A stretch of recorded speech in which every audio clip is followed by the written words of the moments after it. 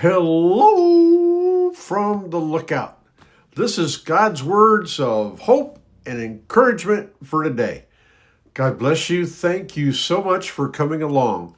I invite you to like and subscribe and share with somebody. Have a conversation with somebody about your faith. And don't do it so that you'll be right and they'll be wrong, but just share your life together. And even if they have a different way of viewing things, it's okay. You just share your faith and let God be the mediator between the two of you. All right?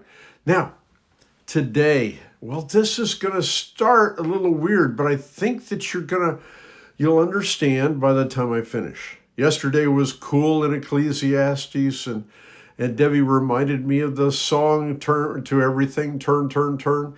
And yeah, I confess, I remember when that was on the radio. I remember listening to the radio. Now I just listen to streamed music, and I bumped my tripod, made it jiggle. All right, so here we go. We are in 2 Chronicles 33:1.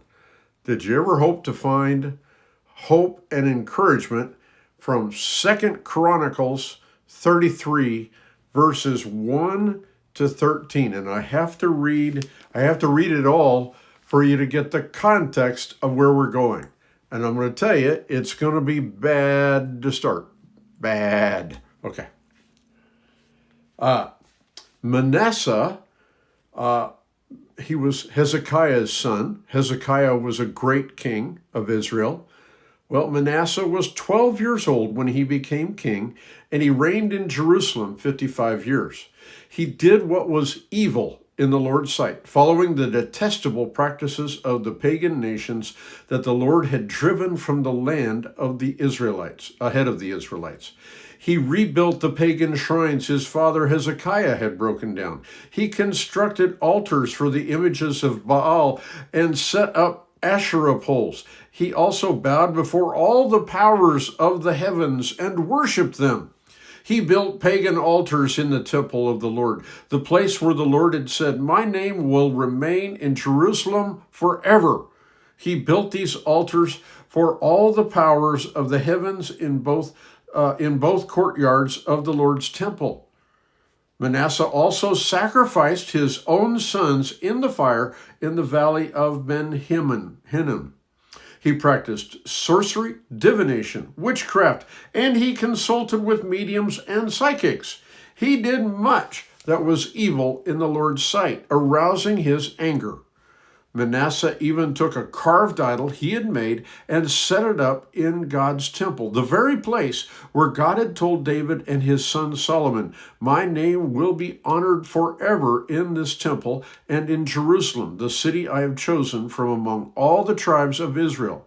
If the Israelites will be careful to obey my commands, all the laws, decrees, and regulations given through Moses, I will not send them into exile from this land that I set aside for your ancestors."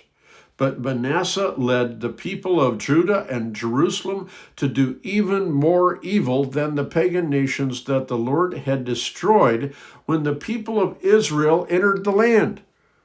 It just gets worse and worse. The Lord spoke to Manasseh and his people, but they ignored all of his warnings. So the Lord sent the commanders of the Assyrian armies, and they took Manasseh prisoner. They put a ring through his nose, bound him in bronze chains, and led him away to Babylon. Well, there you go. That's it. I hope that you feel filled with hope and encouragement. Oh, you don't? What? Oh, I didn't finish. Verse 12. But while in deep distress, Manasseh sought the Lord his God and sincerely humbled himself before the God of his ancestors. And when he prayed, the Lord listened to him and was moved by his request. So the Lord brought Manasseh back to Jerusalem and to his kingdom. Then Manasseh finally realized that the Lord alone is God. I call this Manasseh grace. I've never heard anybody preach a message on this. I've never heard anybody talk about this. Manasseh was an awful king, a terrible king. And he did, if you look other places, it says that God couldn't restrain his anger because of all that Manasseh had done. But when Manasseh humbled himself and when he prayed, it says the Lord listened. The encouragement today is wherever you are in your life's journey, the Lord will listen. If you will just humble yourself and pray and ask God for forgiveness. Just tell God what's on your heart and your mind. How could it be? How could God forgive someone as evil, as awful as Manasseh? Well, it's called grace. It's called mercy. Grace is unmerited favor. Grace is, I want you to hear this, grace is favor that I do not deserve. The only way that you and I receive salvation is through grace that we do not deserve, because God chooses to show us grace, to show us mercy. So how can we be encouraged?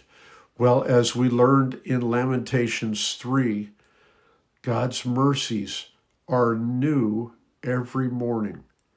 Whatever yesterday held, whatever failures, whatever we've faced, today is a new day, and I can choose today again.